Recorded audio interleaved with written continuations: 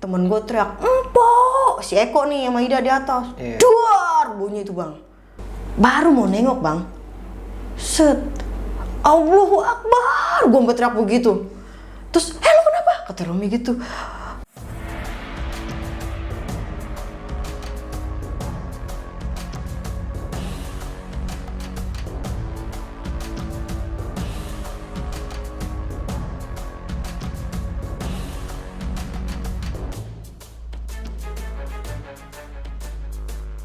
Assalamualaikum warahmatullahi wabarakatuh. Balik lagi sama gua Badru Caps Lock.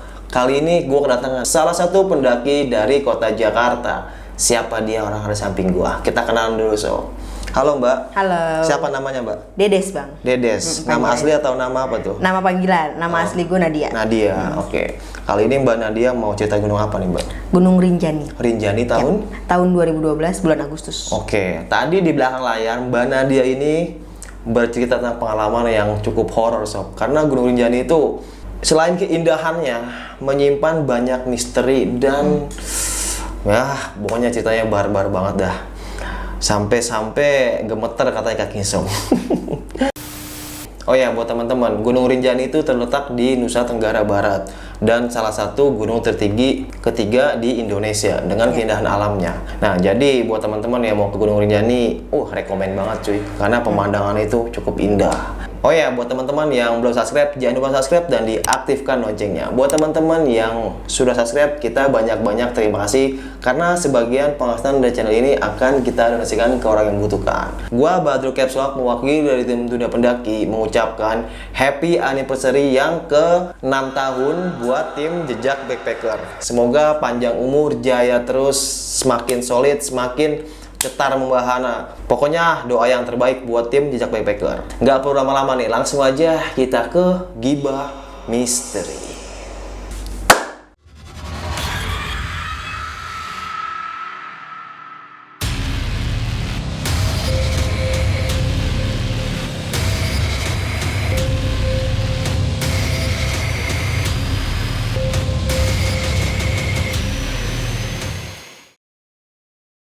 Oke teman-teman nih, langsung aja kita dengerin cerita dari Mbak Dedes ini nih. Ini pengalaman yang cukup barbar nih menurut gue ya, karena pada tahun 2012 itu pendakian cukup sepi ya Mbak ya. Maksudnya dunia pendakian itu gak serame sekarang. Jadi sebelah gue pendaki yang cukup lawas.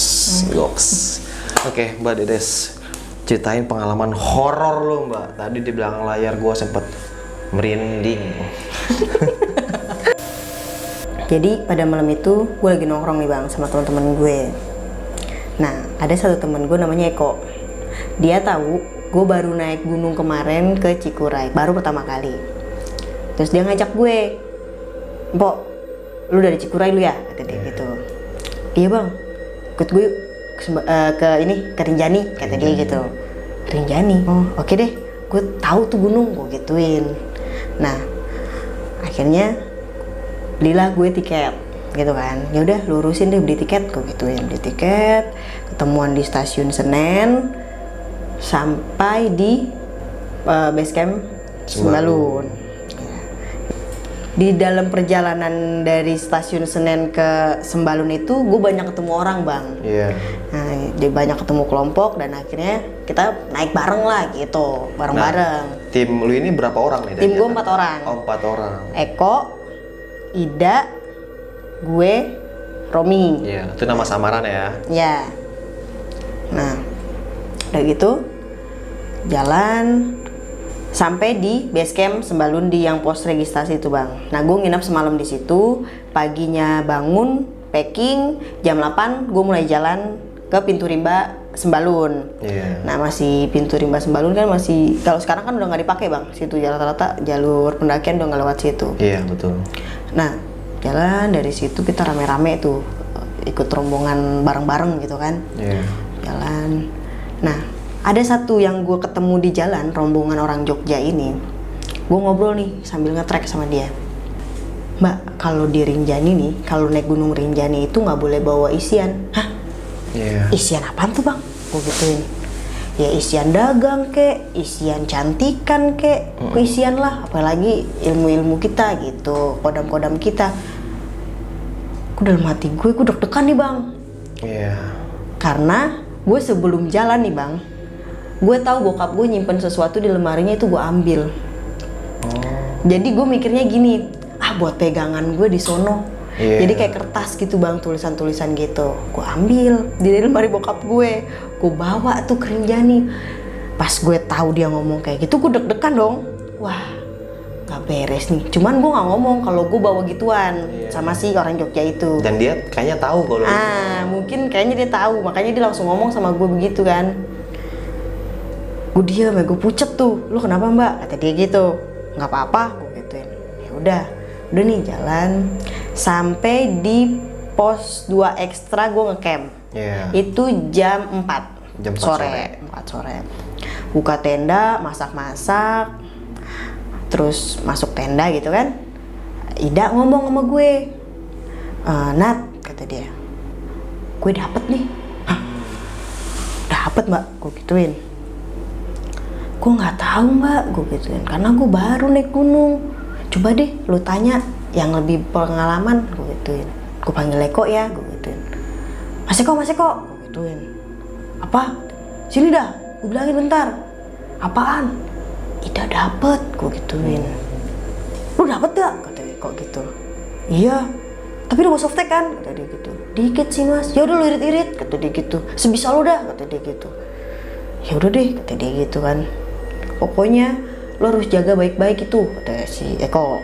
Udah, tidurlah kita malam itu. Tidur, bangun pagi, mulai ngetrek itu jam 10 pagi. Di hari kedua ya? Di hari kedua. Nyampe di Pelawangan Sembalun itu jam 4 sore. Jam 4 sore. 4 sore. Buka tenda, makan-makan lagi, tidur, bangun jam 1 nih bang. Buat summit.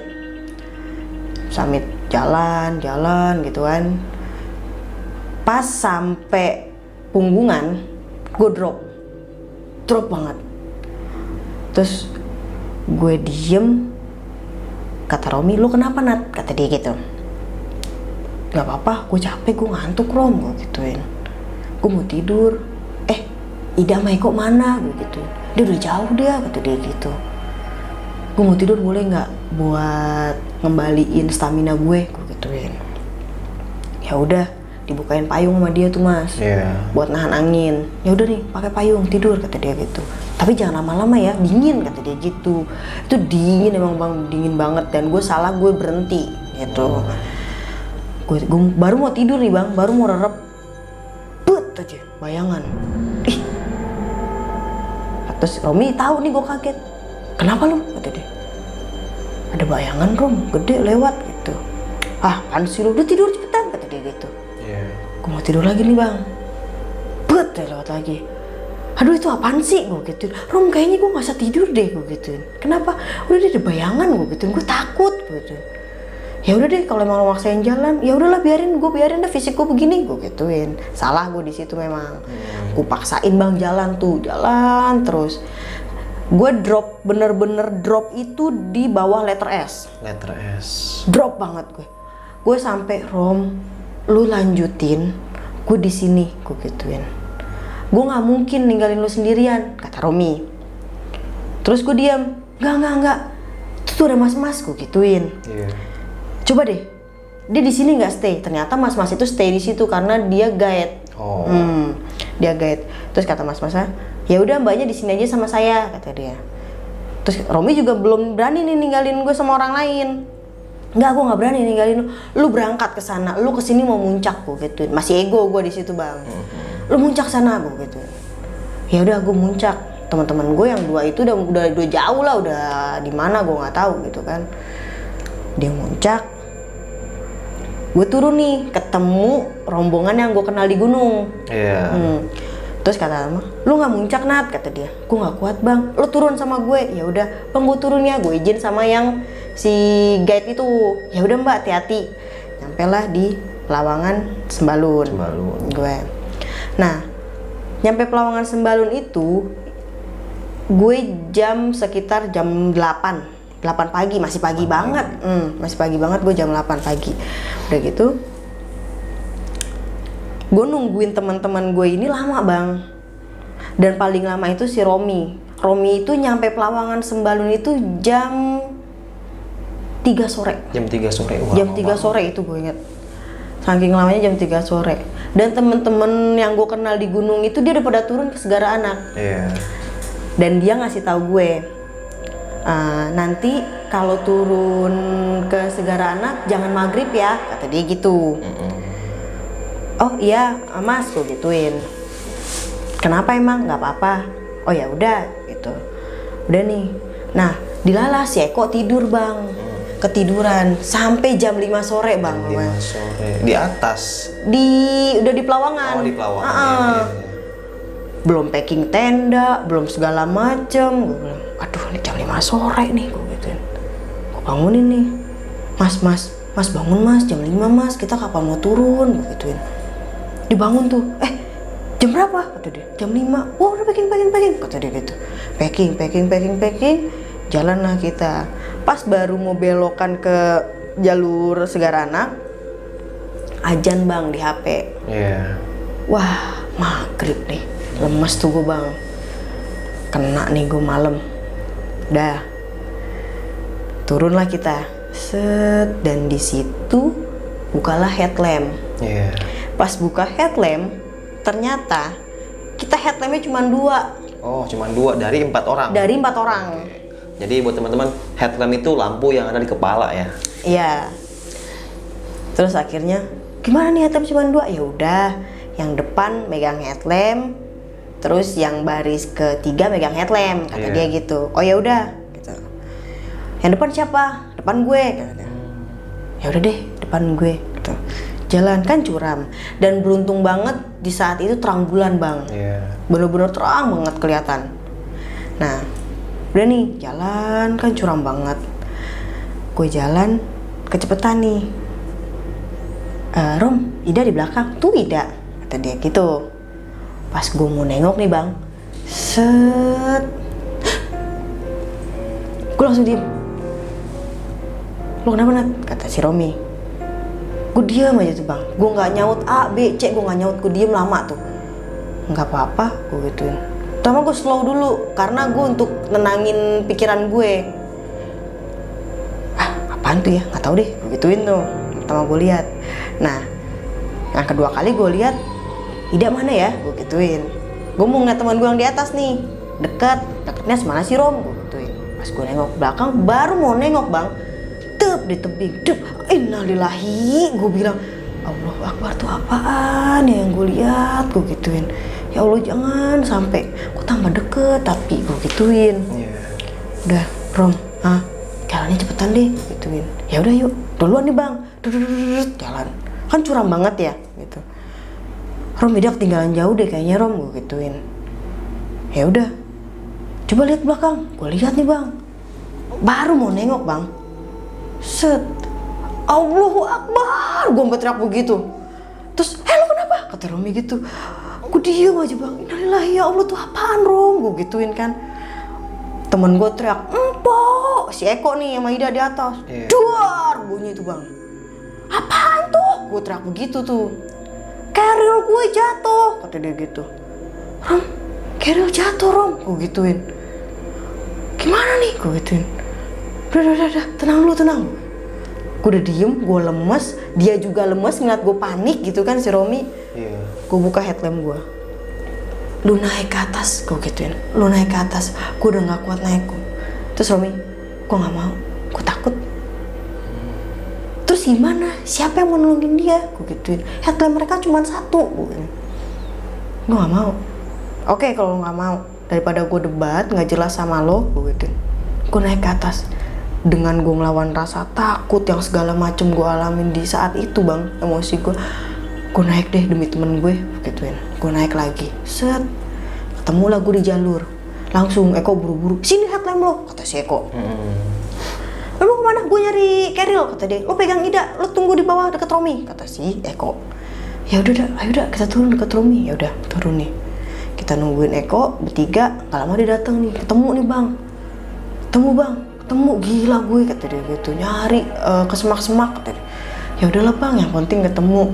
Nah terus gue ngomong, bang, kata temen lu yang ketemu di jalur itu, ini bang, suruh lihat jalur dulu di habis jembatan, gue gituin. Katanya masih suka ada jejak apaan? Katanya masih ada suka jejak kucing, gue gituin, jejak macan. Macan ya. Ya udah Gi, lu cek dulu. Dengan polosnya gue cek bang. Iya.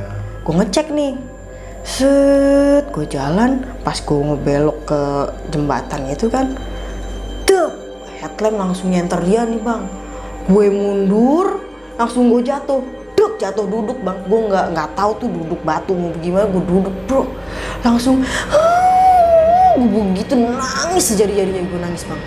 Langsung ide, lu kenapa Nat? Kata dia gitu, lu kenapa, lu cerita. Gue dipeluk tuh bang sama bertiga itu, lu sadar lu kenapa? Gue nggak mau lewat jalur itu, gue gituin, gue nggak mau gitu. Istighfar Nat, istighfar tuh mungkin agak tenangan tuh gue bang di situ. Gue istighfar, ya Allah ini kan apa yang gue alamin. Terus katanya kok, ya Allah baru pertama kali gue kayak gini, kata dia. Apa dosa gue, kata dia. Kenapa? Gue nggak mau lewat jalur itu bang, nggak ada jalur lagi, kata dia gitu. Itu jalur satu-satunya, lu mau lewat mana? Nggak mungkin kita naik lagi ke Pelawangan Sembalun, kata dia. Tapi gue nggak mau. Kenapa? Gue nggak mau, gue gituin kan. Ya udah gini deh, lu di tengah, lu nggak boleh lihat kanan kiri depan belakang atas bawah, kata dia gitu. Ya lu kalau ini gimana, udah lu lihat aja nunduk ke bawah, kata dia.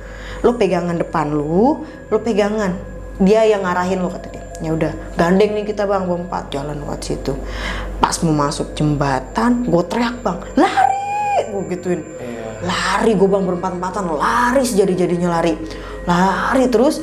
Kenapa gue lari bang? Lu mau tau gak yang gue lihat apaan bang? Apa tuh? Itu kan jembatan ya. Iya. Tuh gue lemes bang, ceritainnya bang, gue masih trauma asli, masih shock sampai sekarang pun kalau ingat itu. Itu cewek duduk nih bang, ucang-ucang kaki, dia ngebelakangin gue. Jadi di belakangnya tuh jembatan buat jalan kita. Dia ngebelakangin gini, sebelahnya tuh anak kecil, pakai baju putih cewek itu berumuran darah besi bang, dari atas ke sini nuncep tembusin tuh anak. Gue lemes bang tuh, gue asli, gue nggak bohong, ini gue lemes sampai sekarang. Dengan darahnya yang berlumur-lumur. Dengan darahnya yang berlumur itu. Jadi dua sosok. Dua sosok. Yang gue bikin shock itu ketika gue mau dari suruh ngeliat jalur, set yang langsung gue tembak mereka. Dap, gue mundur 3 langkah, makanya gue langsung shock jatuh. Gue bener-bener, gue kalau ingat itu ya Allah, ogah banget gue balik lagi. Itu besinya gede gak tau gimana tuh besinya? Besi buletan segini ada bang. Segini nih. Itu bener-bener nuncep bang. Itu tembus ke anak dan anak itu tembus lagi. Besinya kelihatan. Itu diem aja. Gue lari. Ngilu. Gue lari sejadi-jadinya tuh bang. Sampai gue itu naik ke tebing. Naik nggak tahu tebing apaan yang gue taikin. Terus si Romi teriak, "Boy, jalur di bawah," kata dia gitu. Terus kita berempat nengok bawah, "Oh iya, jalur di bawah," kata dia gitu. Lari lagi kita ke jalur. Sampai gue capek, gue mau break, gue capek gitu kan. Duduklah kita berempat, brut aja. Terus gue liat jam 1 malam, gue gituin. Gila. Terus kata Eko gini. Eko pun lemes, dia tahu jam 1 malam. Lo mau tahu nggak? Selama-lamanya nih jalur, paling lama itu 4 jam. Kita turun dari jam 6 maghrib sampai jam 1 sampai jam 1 malam, itu pun kita belum sampai di danau. Iya. Terus gimana bang? Ya udah, gue ngerokok dulu, kata dia gitu. Dia ngerokok nih bang, 2 shoot, dia lempar tuh ke bawah rokoknya. Kok lo lempar bang? Biarin buat sajian mereka supaya kita dibukain jalur, kata dia gitu. Ya udah kita nurut, udah ikut dimatiin dulu rokoknya yang di jalur. Lo ikutin kata gue ya semua. Bismillah 3 kali injek bumi, kata dia gitu. Udah kita bangun kompak, Bismillah 3 kali. Bismillah, Bismillah, Bismillah, injek. Duk. Jalan tuh bang. Pas jalan, danau mulai kelihatan tuh bang, danau. Gue teriak, "Danau!" gue gituin. "Oh iya danau." Girang lah kita semua kan. Itu ada perahu, gue gituin. Di tengah-tengah danau itu ada perahu bang. Karena kenapa gue bilang perahu, ada lampu bang di tengah-tengah danau. Nggak mungkin orang berenang bang. Pasti perahu. Ada perahu. Kaida, nanti pagi kalau kita sampai di sana, kita naik perahu itu ya, gue gituin. Iya Nat, udah kita kita jalan dulu aja, kata dia gitu. Iya, dan empat-empatnya memang ngeliat. Nah, terus gue nengok masih ngeliatin danau itu sepanjang jalan. Ih, perahunya minggir gitu ya. Nat, udah deh Nat, kata si Romi, lu ngomongnya ntar aja, kata dia gitu. Nanti kalau udah sampai baru lu ngomong, terserah lu mau ngomong apa gitu. Nah, terus, perahunya ke tengah lagi. Terus gue ngomong, terus bang, gue ngeliat perahu itu tuh gue girang banget. Dan ketiga kali gue ngomong itu, gue lihat si perahu itu, teman-teman gue nggak ada ngeliat. Oh, nggak ada yang ngeliat? Malah nggak ada ngeliat. Mana sih Nat? Kata dia gitu, nggak ada. Itu ada, gue gituin. Ya udah ntar aja ntar. Pas mau masuk Segaranak nih bang, care-nya pendaki saat itu ya, itu yang ketemu kita di jalur, itu nungguin kita semua ternyata. Sampai porter-porter yang nggak kenal kita nungguin kita. Pas kita masuk area camp, disambut kita. Langsung, lu kemana aja? Pada begitu langsung. Sini Kari, lu kebawain. Nyampe belum masuk tenda orang gitu, maksudnya area camp itu, gue tiba-tiba langsung baru nyampe, brok, jatuh. Gue lemes, maksudnya, ya Allah gue nyampe gitu. Gue bener-bener nyampe sini, gue aman, gue safe, banyak orang di sini gitu. Terus kata porter, teman gue diomelin, Mas, kamu tahu nggak sekarang jam berapa? Jam 2:30 loh, kata dia gitu. 2:30 malam tuh gue baru nyampe. Iya, kata dia gitu. Kamu dari atas jam berapa? Jam 6 Mas. Tahu kamu salah? Iya saya salah. Temen gue ngakuin mereka salah. Iya saya salah. Tapi saya harus gimana lagi, kata dia. Ya udah, kamu masukin nih teman kamu dulu ke tenda. Gue mau masukin nih ke tenda, gue bilang gue nggak bang, gue di sini dulu. Gue bener-bener susah untuk bangun, gue lemas banget, gue bener-bener lemas. Ya udah, kamu diam di sini, dikasih air anget segala macem di saat itu bang. Dan di saat itu semua dingin bang katanya. Dan kami yang berempat tuh nggak ada rasa dingin. Bener-bener panas gitu karena mungkin kecapean lari-larian di atas gitu kan. Akhirnya dia Eko buka tenda, nggak sempet gue makan pun nggak sempet bang. Nyampe gue nggak ganti baju, masuk udah tidur kita berempat. Tidur, bangunlah kita pagi. Terus gue masih bengong tuh bang, di saat pagi-pagi gue bengong aja. Terus kata rombongan lain, Nat, kata dia. Nat itu Nadia nama asli gue bang, gitu. Nat, ya ikut gue yuk, kata dia. Kemana? Kita berenang tuh di kolam susu air terjun, kata dia gitu. Terus biar lu relax, kata dia. Lu nggak terlalu tegang. Lu gue tahu lagi shock, kata dia. Ya udah ya, gue ikut nih bang. Wah happy deh gue di situ, berenang, mancing segala macem. Sampai gue ngecamp lagi, ngecamp lagi. Subuh jam 5 itu gue mulai packing. Bangun gue packing, 5:30 cabut gue dari Segaranak. Nyampe Pelawangan Senaru itu jam 12 siang. Jam 12 siang. Nah di atas itu gue udah mulai kececer bang. Nah tapi si Eko ini jadi tim sweeper di belakang bareng rombongan yang lain.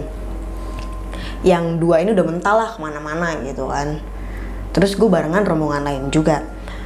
Nah dari Pelawangan Senaru mau ke batas vegetasi si hutan Senaru itu kan terjal bang, pasir kan.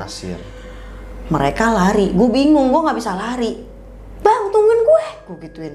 Terus udah lu lari aja, kata dia gitu. Gue lari, ya udah lu lari, lu pede aja. Ya udah gue pede, gue lari bang. Saking gue larinya, gue mau nyungsep, gue tahan lagi badan gue. Wah dalam hati gue nggak bisa berhenti nih, gue harus nabrakin. Gue nabrakin gundukan tanah seginilah tingginya gitu. Gue tabrak tuh, dar, kena dengkul bang. Jatuh gue, mereka udah jauh larinya. Lemes gue. Hutan, gue inget bang, di saat malam itu di Segaranak cerita-cerita Senaru. Begadang cerita Senaru tentang hal mistis Senaru. Kata mereka jangan sampai kena malam di hutan Senaru. Mereka tepat bilang sekali, serem. Gue bilang oke. Gue berdoa, ya Allah jangan sampai gue kena malam. Udah cukup gue di Rinjani kayak gini, gue gituin. Gue jalan bang pelan sendiri tuh gue nungguin Eko lama, kepanasan. Gue masuk hutan deh, bismillah. Gue masuk hutan, gue jalan kok kaki gue lama-lama sakit. Itu ketarik bang, urat gue dari telapak kaki sampai di bawah pinggang. sampai nggak bisa ditekuk kaki gue seret kaki kanan gue seret terus, gue duduk lah, gue istirahat, duduk di hutan Senaru sendirian. Dan di saat itu gue naik bulan Agustus dan lagi rame saat itu, rame pendaki naik, cuman gue jarang nemuin orang di hutan Senaru. Gue bingung tuh bang. Jadi kayak sepi banget ya? Sepi, anyep, dan nggak enak, suasana di hutan itu tuh belum nggak enak banget. Bayang. Gue selonjorin kaki gue dan gue bawa P3K, bawa perban yang coklat tuh bang, yang bahan. Gue iket kaki gue, ayo lo kuat buat nahan rasa sakit. Gue bilang, gue ngomong sama kaki gue, lu harus kuat, lu harus bisa. Gue istirahatin, gak lama suara rombongan nih, dudut, suara rombongan lari, pendaki. Wah rombongan nih, bener bang.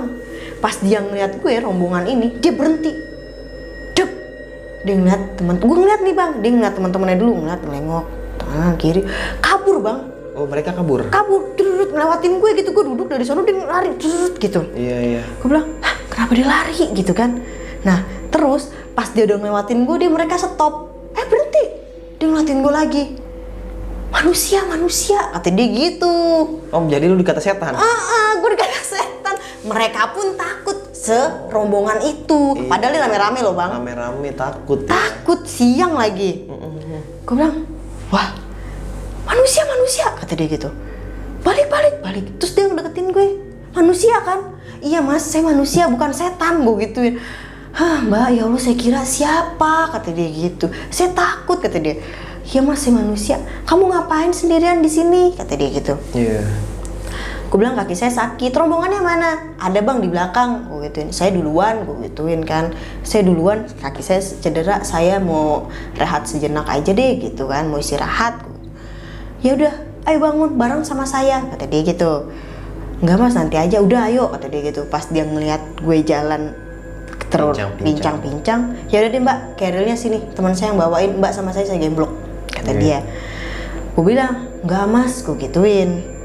Nggak mau. Kenapa nggak mau? Masih canggung dong gue bang, orang baru pertama kenal di gemblok gitu kan, secara. Nah, udah gemblok mbak, kata dia gitu. Mbak tuh cedera, kata dia. Ya udah ya. Nah, udah nih, gue di gemblok, nyampe gue pos 3 itu sekitar jam 2 siang. Pos 3, duduk deh gue, dikasih makan sama dia gitu kan, di servis lah gitu. Dan ketemu teman gue lagi, si Eko di situ. Di pos 3 gue lagi istirahat. Nah Eko datang nih. Boy, kata dia gitu. Bang, gue gituin. Ayo jalan, kaki gue sakit bang. Nah terus orang itu ngomong, kaki dia sakit bang. Udah nggak apa-apa, nggak usah dimanja. Gue tahu fisik dia, kata si Eko. Gue tahu fisik dia kuat. Udah jalan, kaki gue sakit bang, gue gituin. Enggak, udah. Nah gue ya aja, namanya dia senior, lebih senior dari gue, mungkin dia lebih paham ya. Ya udah deh, dan emang bisa gue untuk jalan tuh masih bisa jalan terus, dan akhirnya sampailah gue di pintu Rimba Senaru ya. Dari situ gue nginep lagi bang, karena gue nyampe pintu Rimba Senaru itu udah jam 7 malam.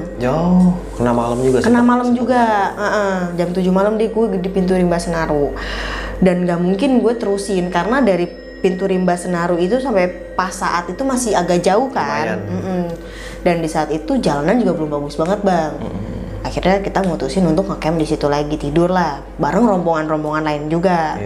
Nah pagi-pagi jam 8 kita bangun, mulai jalan lagi nih bang, mau ke Pasaat. Nah di situ gue nemu pohon kokoa banyak kan bang, pohon kokoa.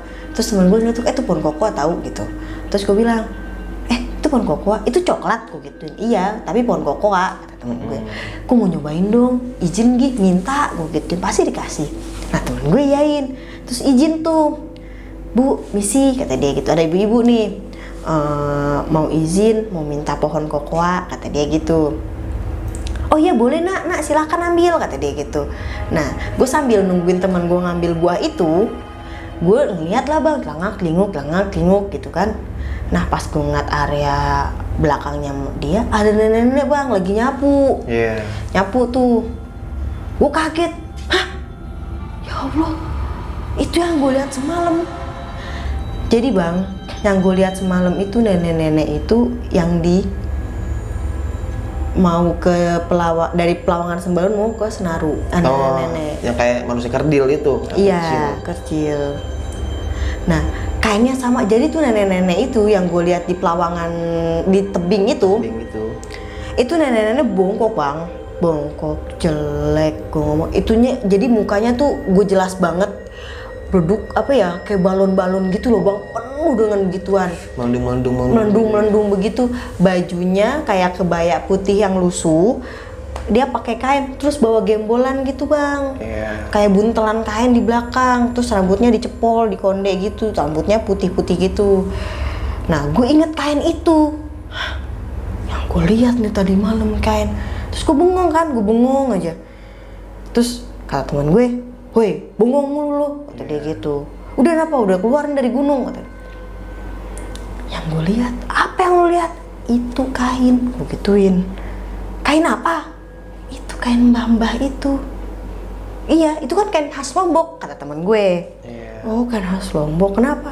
"Gue lihat di atas yang nenek-nenek itu," gue gituin. "Ah, udah deh lo nggak beres, jalan. Udah tuh, akhirnya gue suruh jalan bang. Jalan, terima kasih sama ibu yang dikasih, yang minta izin itu. Udah, akhirnya sampailah gue di Pasaat gitu. Dan akhirnya, ya alhamdulillah gue selamat, sehat sampai rumah gitu bang. Nah tadi kan yang lu bilang tadi nih, lu sebelum berangkat bawa kayak baca-bacaan tuh ya, bisa dibilang wapak ya. Nah itu orang Jogja itu sempet kenal sama lu apa dia cuman nyindir gitu? Nggak kenal sama sekali. Nggak kenal. Gue kenal di jalur pada saat itu. Iya, mungkin dia bisa ngeliat kali ya, oh nih orang bawa sesuatu nih. Nah, itu dia bang. Kayak gitu. Dan gue jujur bang, gue nggak tahu apa yang gue bawa. Cuman ya udah buat pegangan gue di Lombok, udah gitu aja. Karena waktu itu masih okem ya. Masih oke banget gue. Iya, masih sambel. Bener-bener, udah aku bawa deh gitu. Dan ternyata masalah sama gue. Iya. Nah, gue juga sempet tuh kejadian Rinjani 2018 gue buat tamu.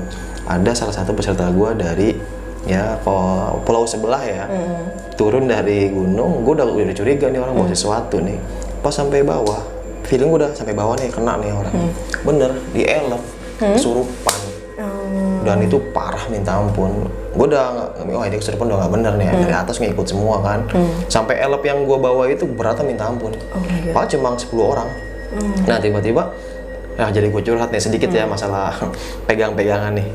Pas sampai bawah tiba-tiba itu jam 12:30 kalau nggak salah. Di tengah-tengah hutan kan arah mau ke Lombok, kesurupan lah dia tiba-tiba, wah marah. Ya udah Pak, cari perkampungan, cari rumah, berhenti, gue bilang gitu. Akhirnya mobil berhenti, tek.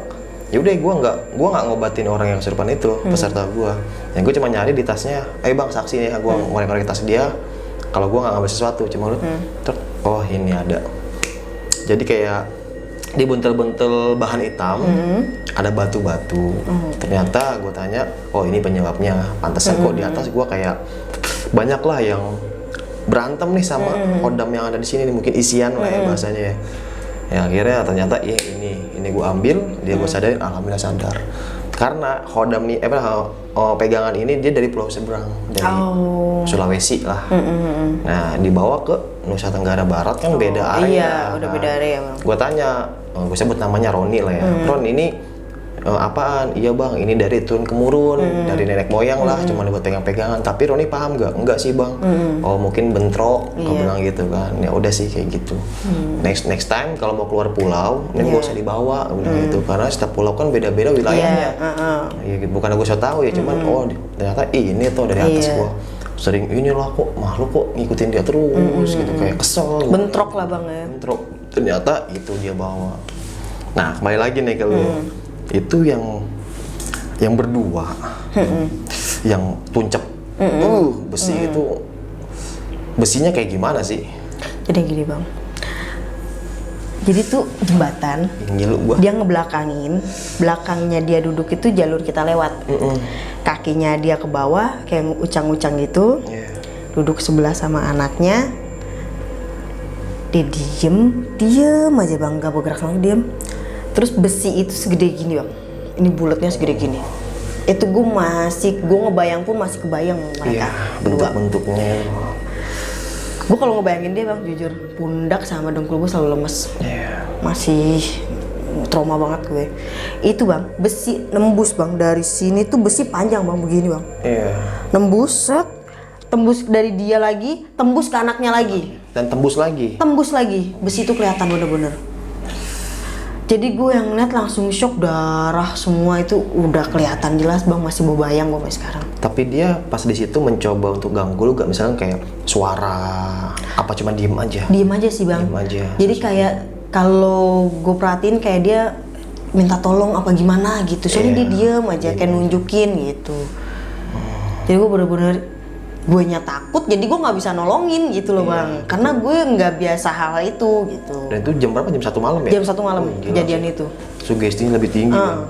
Dan itu terang bulan jadi jelas banget bang. Iya, dengan sosok gitu ya.